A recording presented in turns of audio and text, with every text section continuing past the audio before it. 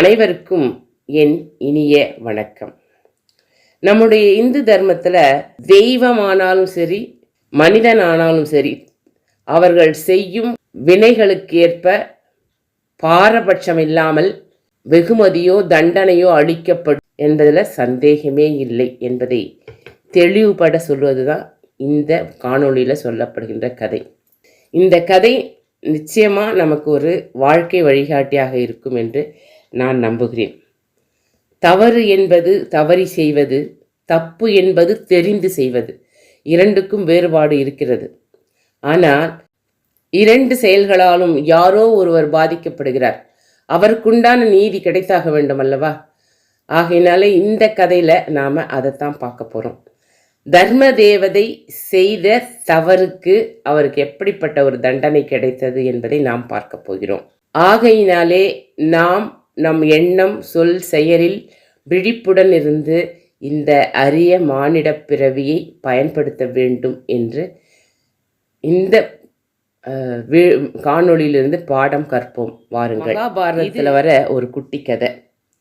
மன உறுதியும் சாஸ்திர அறிவும் பெற்று சத்தியத்திலும் தவத்திலும் வாழ்க்கை நடத்தி கொண்டிருந்த மாண்டவியர் ஊருக்கு வெளியில ஒரு வனத்துல ஆசிரமம் கட்டி வசிச்சுட்டு வந்தார்.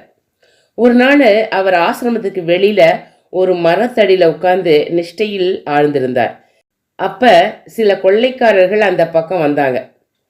அரசனுடைய சேவகர்கள் அவர்களை துரத்தி வந்தபடியால அவங்க கிட்ட அகப்பட்டு கூடாது அப்படின்ட்டு பதுங்கி இருப்பதற்கு இடம் தேடினாங்க.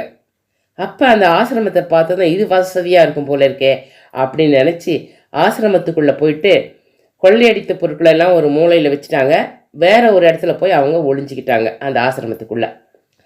அரசனுடைய சேவக படையாட்கள் திருடர்கள் சென்ற வழியை தொடர்ந்து ஓடிட்டு வந்தாங்க இல்லையா? ஆசிரமத்தாண்ட வந்ததும் மௌனமாக உட்கார்ந்திருந்த மாண்டவியை பார்த்து அந்த படைத்தலைவன் கேட்குறான், திருடர்கள் இந்த பக்கம் வந்தார்களே, அவர்கள் எந்த வழியாக போனாங்க? சீக்கிரம் சொல்லுங்க அப்படின்னு கேட்குறான். யோகத்தில் ஆழ்ந்திருந்த முனிவர் பதில் ஒன்றுமே சொல்லலை. படைத்தலைவன் மறுபடியும் அதட்டி கேட்டுக்கிட்டே இருந்தான். இந்த படைத்தலைவன் மாண்டவியரை கேட்டுட்டு இருக்கிற அதே நேரத்தில் கூட வந்த படையாட்கள்லாம் ஆசிரமத்துக்குள்ளே போகிறாங்க. அங்கே அந்த ஒரு மூலையில் இந்த கொள்ளையடிக்கப்பட்ட பொருட்கள்லாம் இருக்கிறத பார்க்குறாங்க. அதை எடுத்துக்கிறாங்க. கொள்ளையடிக்கப்பட்ட பொருட்கள் இங்கே தான் இருக்கணும்னா திருடர்களும் உள்ளதானே இருக்கணும். ஆனால் அவங்க தேடுறாங்க, அந்த திருடர்களும் கிடச்சிட்றாங்க. எல்லாரையும் அவங்க கூட்டிகிட்டு வந்து அந்த பொருள்களையும் எடுத்துன்னு வந்து படைத்தலைவன்கிட்ட சொல்கிறான், இது பாருங்க திருடர்கள் எல்லாம் உள்ளதான் இருக்காங்க அப்படின்ட்டு, பொருளெல்லாம் அது கிடச்சிடுச்சு. ஓஹோ, பிராமணர் ஒன்றும் பேசாமல் மௌன வேஷம் போட்டதுன்னு காரணம் இப்போ தான் தெரியுது. இவர் தான் இந்த திருடர்களுக்கெல்லாம் தலைவர். இவருடைய ஏவுதலினால்தான் இந்த கொள்ளையே நடந்திருக்கு. இவர் ஆளை வச்சு கொள்ளை அடிப்பார் போல இருக்கு. அதுக்கப்புறம் அவங்க கொள்ளை அடிச்சுன்னு வந்து கொடுத்து தான் எல்லாத்தையும் எடுத்துக்கிட்டு அவங்களுக்கு தேவையானதை கொஞ்சம் கொடுத்து அமுச்சு விட்டுருவார் போல இருக்கு. இவருடைய வேலையே கொள்ளடிக்கிறது தான்.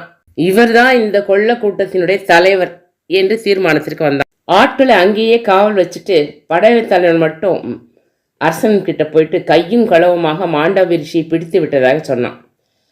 ஒரு பிராமணன், அதுவும் ரிஷி வேஷம் போட்டுன்னு திருட்டு கூட்டத்துக்கு தலைவனாக இருந்து கொண்டு மக்களை ஏமாற்றி வந்திருக்கிறானா அப்படின்னு நினச்சப்போ அரசனுக்கு கோபம் தாங்க முடியல. அந்த மோசக்கார பாதகனை உடனே சூலத்தில் ஏற்றுங்கள் அப்படின்னு விசாரிக்காமல் தண்டனை கொடுத்துட்டான். படைத்தலைவன் திரும்பி சென்று மாண்டவரையரை அங்கேயே சூலத்தில் ஏற்றிவிட்டு கைப்பற்றின களவு சொத்துக்களையும் அரசனிடம் கொண்டு வந்து ஒப்புவித்து விட்டான்.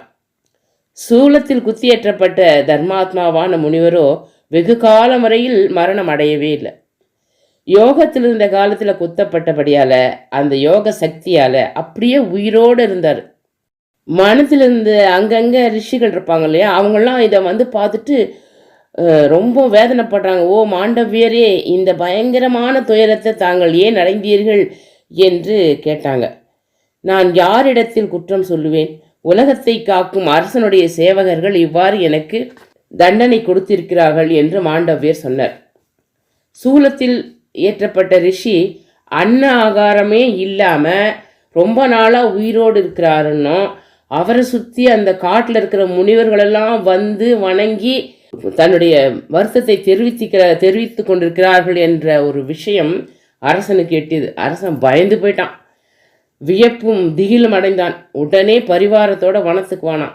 அரசன் ரிஷியினுடைய நிலையை பார்த்ததும் பிரமித்து போய் உடனே சூலத்திலிருந்து அவரை இறக்குமாறு உத்தரவிட்டான்.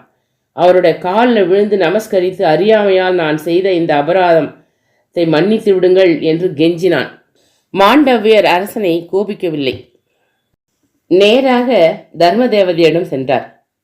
ஆசனத்தில் வீற்றிருந்த தர்மதேவதையை கண்டு, இந்த உபத்திரவத்தை அனுபவிக்கும்படியான கர்மம் நான் என்ன செய்தேன்? தயவு செய்து சொல்ல வேண்டும் என்று கேட்டார். ரிஷியின் தவ வலிமையை அறிந்த தர்மதேவன் பயந்து பணிந்து, சுவாமி, நீர் பட்சிகளையும் வண்டுகளையும் இம்சித்தீர்கள். சொற்பமாக இருந்தாலும் தானமும் பாவமும் மிகுந்த அளவில் நற்பயனையும் தீய பயனையும் தரும் என்பது உமக்கு தெரியும் அல்லவா என்று பதில் சொன்னார். தருமன் சொன்னதை கேட்ட மாண்டவர் வியப்படைந்தார். நாம் அப்படியெல்லாம் இம்சை பண்ணியிருக்கோமா? நம்மளுக்கு ஞாபகமே இல்லையே அப்படின்னு நினச்சி தர்மதேவதை பார்த்து கேட்குறாரு, இந்த இம்சையை நான் எப்பொழுது செய்வேன் அப்படின்னார். நீர் குழந்தையாக இருந்த காலத்திலே செய்தீர்கள் என்றார் தர்மதேவன். சிறு பையன் அறியாமையால் செய்த குற்றத்திற்கு பெரிய தண்டனை உன்னால் விதிக்கப்பட்டது. இதற்காக நீ பூலோகத்தில் மனுஷனாக பிறப்பாய் என்று தர்மதேவதையை மாண்டவிய ரிஷி சபித்தார். இவ்வாறு மாண்டவிய ரிஷியின் சாபத்தை பெற்ற தர்மதேவதை விசித்திர வீரியனின் மனைவி அம்பாலிகையினுடைய வேலைக்காரியின் வயிற்றில் விதுரனாக அவதரித்தார். தர்மதேவதையின் அவதாரமே விதுரன் என்பதற்கு இந்த கதை சாட்சி. விதுரன் தர்ம சாஸ்திரத்திலும் ராஜ நீதியிலும் ஒப்பற்ற தேர்ச்சி அடைந்து ஆசையும் கோபமும் மற்ற மகாத்மாவென்று உலகத்தில் புகழ் பெற்றான். அது எவ்வளோ கஷ்டம்! எவ்வளோ பிரச்சனை வந்தாலும் துள்ளி கூட கோபம் வராமல் அமைதியாக இருக்கிறது எவ்வளோ ஒரு வேதனை தெரியுமா? உள்ளுக்குள்ளே அவ்வளோ வேதனை அவர் உள்ள இருந்தது. பால்ய பருவத்திலேயே திருதராஷ்டிர ராஜாவுக்கு பிரதான மந்திரியாக விதுரனை பீஷ்மர் அமைத்தார்.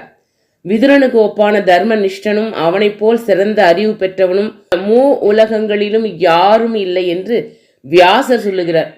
திருதராஷ்டிரன் சூதாட்டத்திற்கு அனுமதி கொடுத்த காலத்தில் விதுரன் அவர் காலில் விழுந்து, அரசனே, பிரபுவே, இந்த காரியத்தை நான் ஒப்பவில்லை. இந்த சூதாட்டத்தின் காரணமாக உமது புத்திரர்களுக்குள் விரோதம் வரும். வேண்டாம், தயவு செய்து நிறுத்திவிடுங்கள் என்று மிகவும் வற்புறுத்தி தடுக்கிறான். திருதராஷ்டிரன் சூதாட்டம் வேண்டாம் துரியோதனா, விதுரன் அங்கீகரிக்கவில்லை. மிகவும் சிறந்த புத்தியுள்ள விதுரன் நமக்கு எப்போ நன்மையைத்தான் சொல்வான். அவன் என்ன சொல்கிறானோ அதுவே நமக்கு வேத வாக்கு. அவன் சொல்படி கேட்டதான் நம்ம நன்மை அடைவோம். நிகழ்ந்ததும் நிகழப்போவதும் அறிந்தவரான பிரகஸ்பதி எழுதிய சாஸ்திரத்தை எல்லாம் விதுரன் படிச்சிருக்கான்.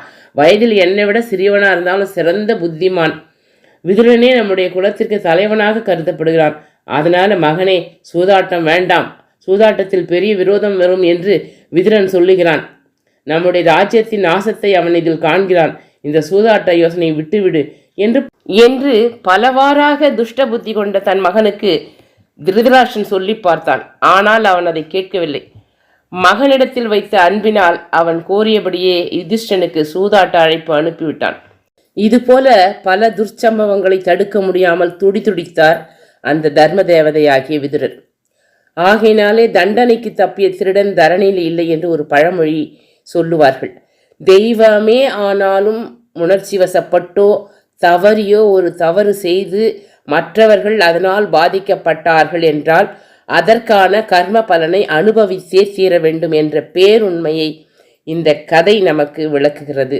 எனவே நாம் நம்முடைய எண்ணம், சொல், செயலில் விழிப்புடன் இருந்து நம்மை நாம் தற்காத்து கொள்வோம். அந்த சக்தியினை நமக்கு தருமாறு இறைவனை பிரார்த்திப்போம் என்று சொல்லி இந்த காணொளியை நிறைவு செய்கிறேன். இதுவரை எனக்கு ஆதரவு அளித்து வரும் அனைவருக்கும் என்னுடைய மனப்பூர்வமான நன்றியை தெரிவித்துக் கொள்கிறேன். இனி ஆதரவு அளிக்கப் போகும் தோழமைகளுக்கும் என் நன்றியை தெரிவித்துக் கொள்கிறேன். இந்த காணொளி உங்களுக்கு பிடிச்சிருந்தால் லைக் பண்ணுங்கள், ஷேர் பண்ணுங்கள், கமெண்ட் பண்ணுங்கள். ஆன்மீக பாதையில் சேனலை சப்ஸ்கிரைப் பண்ணி வச்சுக்கோங்க. நன்றி, வணக்கம், வாழ்க வளமுடன்.